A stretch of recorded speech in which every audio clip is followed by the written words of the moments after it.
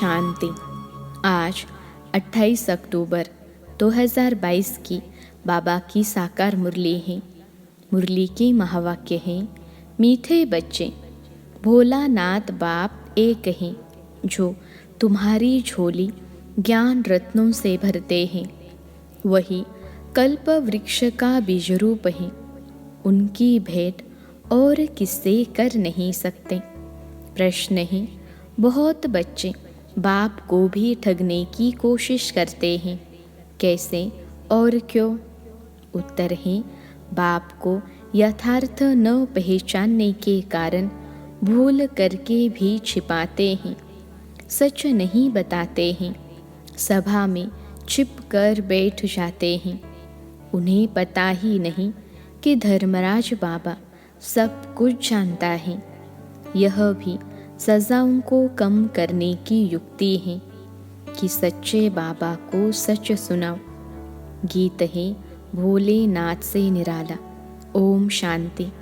बच्चे समझ गए हैं कि भोलानाथ सदा शिव को कहा जाता है। शिव भोला भंडारी। शंकर को भोलानाथ नहीं कहेंगे, न और कोई को ज्ञान सागर कह सकते हैं। बाप कहते हैं, मैं ही आकर बच्चों को आदि मध्य अंत की नॉलेज अथवा ज्ञान सुनाता हूँ, तो एक ही ज्ञान का सागर ठहरा, न शंकर न अव्यक्त ब्रह्मा। अव्यक्त ब्रह्मा तो सूक्ष्म वतन में रहता है।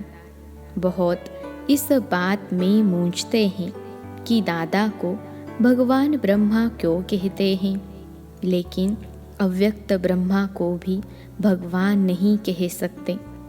अब बाप समझाते हैं कि मैं ही तुम्हारा पारलौकिक पिता हूँ। परलोक न स्वर्ग को न नरक को कहेंगे।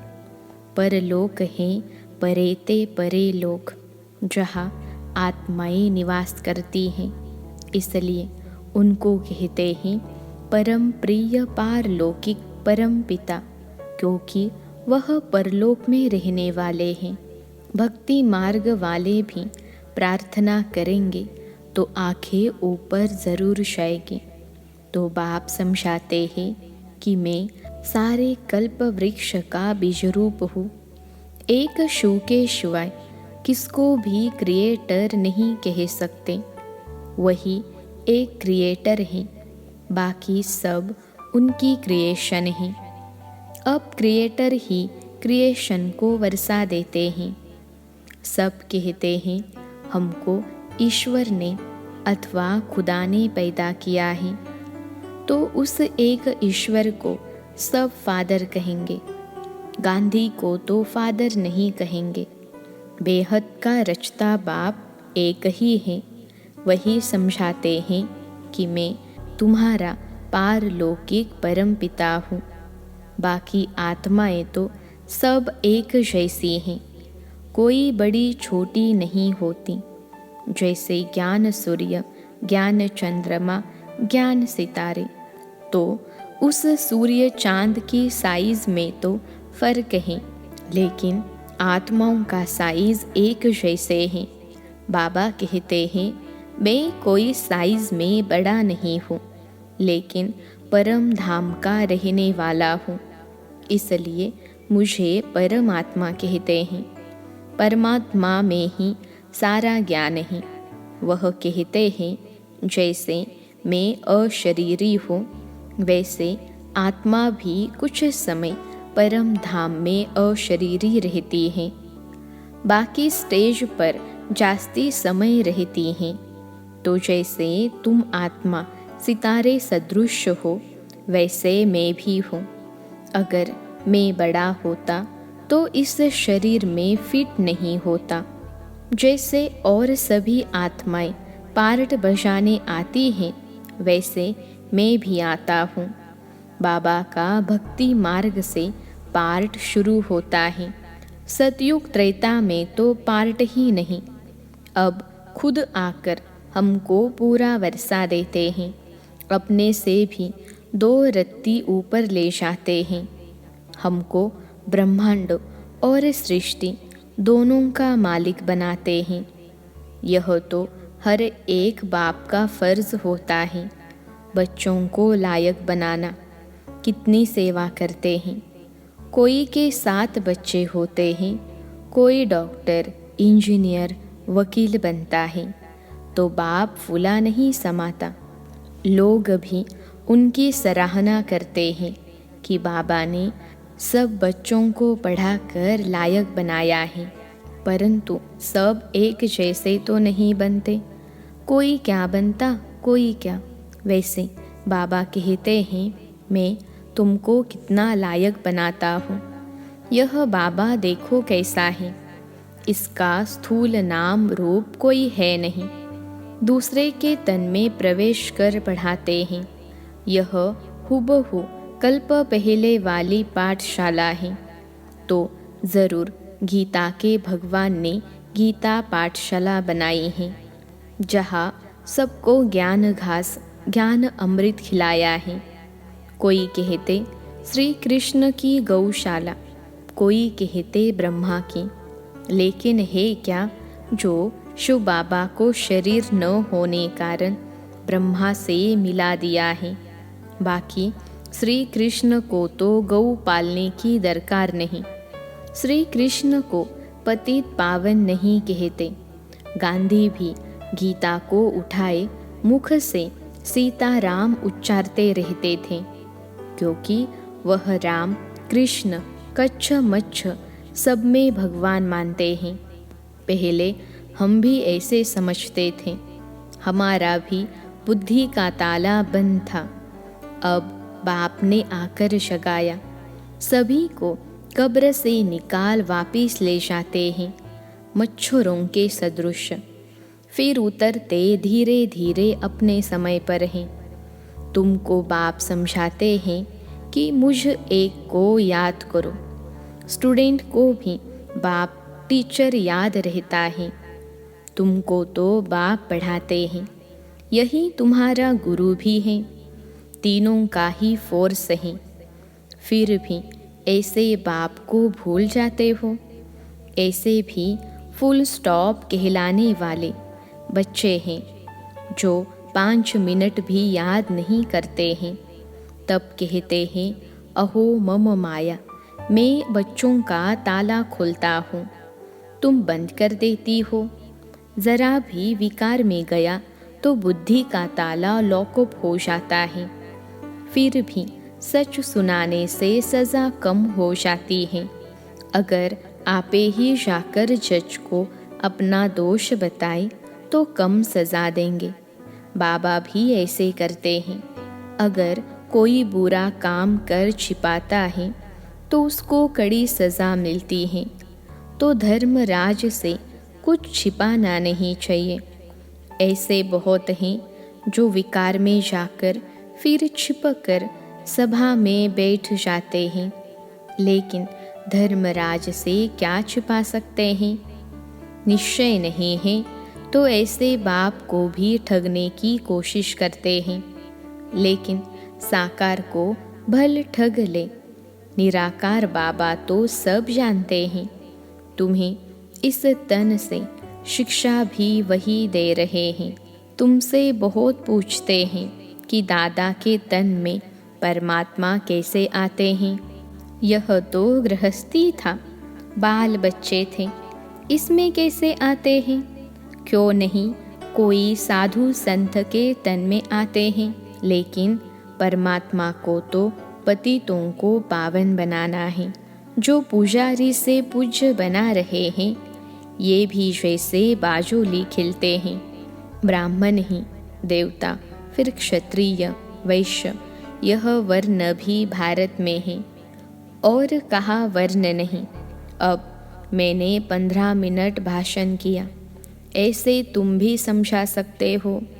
बाबा करके डायरेक्ट बात करते हैं।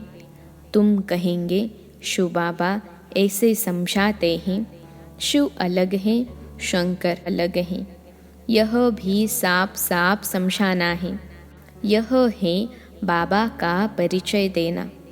जब गवर्नमेंट का किताब निकलता है, हु इज़ हो, वैसे he who is who pre ordinate drama हम कहेंगे ऊंचे ते ऊंचा शिव बाबा, फिर ब्रह्मा विष्णु शंकर, फिर लक्ष्मी नारायण, राम सीता, फिर धर्म स्थापन करने वाले। इस रीति दुनिया पुरानी होती जाती है। तुम देवताएं वाम मार्ग में चले जाते हो। अब बाप आकर जगाते हैं, कहते हैं सब मेरे हवाले कर दो और मेरी मत पर चलो। श्रीमत तो उनकी कहेंगे, बाकी लक्ष्मी नारायण सीता राम जिनको याद करते वह सब वाम मार्ग में चले गए।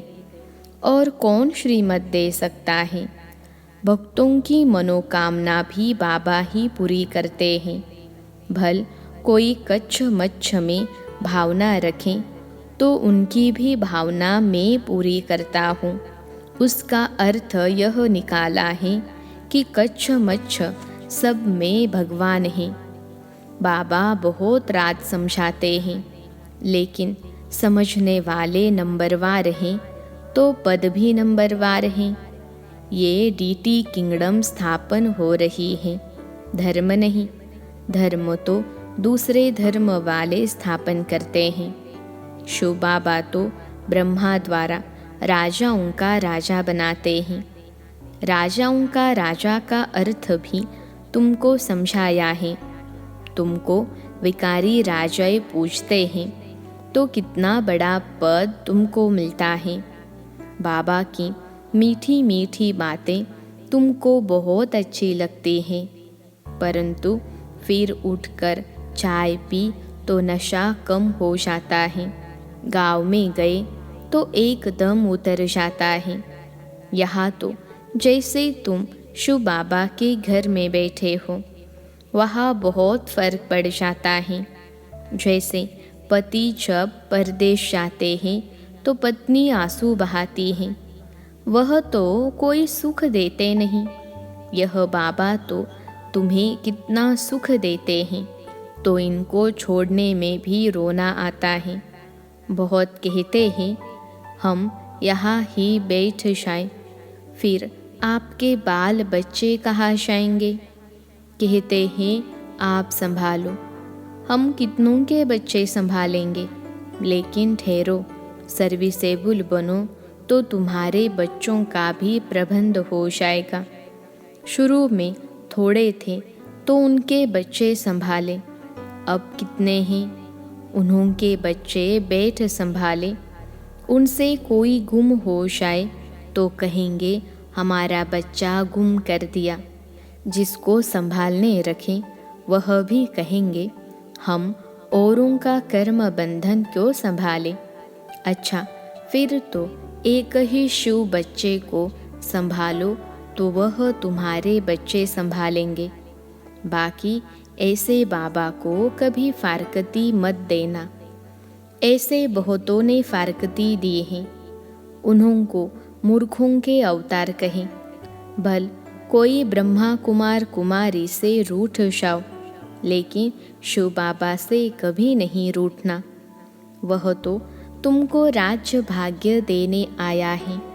अच्छा, मीठे मीठे सिखिलते बच्चों प्रति माता पिता बाप दादा का याद प्यार और गुड मॉर्निंग। रूहानी बाप की रूहानी बच्चों को नमस्ते। हम रूहानी बच्चों की सिखिलते रूहानी माता पिता बाप दादा को याद प्यार, गुड मॉर्निंग और नमस्ते बाबा नमस्ते। धारणा के लिए मुख्य सार पहली पॉइंट है, अपना सब कुछ बाप हवाले कर पूरा श्रीमत पर चलना है। कोई भी बुरा काम करके छिपाना नहीं है। जज को सच बताने से सज़ा कम हो जाएगी। दूसरी पॉइंट है, बाप से कभी रूठना नहीं है, सर्विसेबल बनना है। अपने कर्म बंधन स्वयं काटने हैं। आज का वरदान है, संगम युग की हर घड़ी को उत्सव के रूप में मनाने वाले सदा उमंग उत्साह संपन्न भव। संगम युग की हर घड़ी को उत्सव के रूप में मनाने वाले सदा उमंग उत्साह संपन्न भव। विश्लेषण है, कोई भी उत्सव उमंग उत्साह के लिए मनाते हैं। आप ब्राह्मण बच्चों की जीवन ही उत्साह भरी जीवन है। जैसे इस शरीर में श्वास है तो जीवन है, ऐसे ब्राह्मण जीवन का श्वास ही उमंग उत्साह है। इसलिए संगम युग की हर घड़ी उत्सव है, लेकिन श्वास की गति सदा एक रस नॉर्मल होनी चाहिए। अगर श्वास की गति बहुत तेज़ हो जाए या स्लो हो जाए तो यथार्थ जीवन नहीं कही जाएगी। तो चेक करो कि ब्राह्मण जीवन के उमंग उत्साह की गति नॉर्मल अर्थात एक रस है। आज का स्लोगन है, सर्व शक्तियों के खजाने से संपन्न रहना, यही ब्राह्मण स्वरूप की विशेषता है। सर्व शक्तियों के खजाने से संपन्न रहना, यही ब्राह्मण स्वरूप की विशेषता है। मातेश्वरी जी के अनमोल महावाक्य। पहली पॉइंट, यह जो मनुष्य गीत गाते हैं ओ गीता के भगवान, अपना वचन निभाने आ जाओ। अब तो स्वयं गीता का भगवान अपना कल्प पहले वाला वचन पालन करने के लिए आया है और कहते हैं, हे बच्चे, जब भारत पर अति धर्म ग्लानि होती है तब मैं इसी समय अपना अंजाम पालन करने यानी वायदा निभाने के लिए अवश्य आता हूँ। अब मेरे आने का यह मतलब नहीं कि मैं कोई युगे युगे आता हूँ। सभी युगों में तो कोई धर्मग्लानि नहीं होती, धर्मग्लानि होती ही है कलयुग में। तो मानो परमात्मा कलयुग के समय आता है और कलयुग फिर कल्प कल्प आता है, तो मानो मैं कल्प कल्प आता हूँ। कल्प में फिर 4 युग हैं, इसको ही कल्प कहते हैं। आधा कल्प सतयुग त्रेता में सतोगुण सतो प्रधान है, वहाँ परमात्मा के आने की कोई ज़रूरत नहीं। और फिर तीसरा द्वापर युग से तो फिर दूसरे धर्मों की शुरुआत है। उस समय भी अति धर्मग्लानि नहीं है। इससे सिद्ध है कि परमात्मा तीनों युगों में तो आता ही नहीं है। बाकी रहा कलयुग, उसके अंत में अति धर्मग्लानि होती है। उसी समय परमात्मा आए अधर्म विनाश कर सतधर्म की स्थापना करते हैं। अगर द्वापर में आया हुआ होता तो फिर द्वापर के बाद तो अब सतयुग होना चाहिए, फिर कलयुग क्यों? ऐसे तो नहीं कहेंगे। परमात्मा ने घोर कलयुग की स्थापना की, अब यह तो बात नहीं हो सकती। इसलिए परमात्मा कहते हैं, मैं एक हूँ और एक ही बार आए अधर्म का विनाश कर, कलयुग का विनाश कर, सतयुग की स्थापना करता हूँ। तो मेरे आने का समय संगम युग है। दूसरी पॉइंट है, अब यह तो हम जानते हैं कि मनुष्य आत्मा की किस्मत बनाने वाला कौन है और किस्मत बिगाड़ने वाला कौन है। हम ऐसे नहीं कहेंगे कि किस्मत बनाने वाला बिगाड़ने वाला वही परमात्मा है।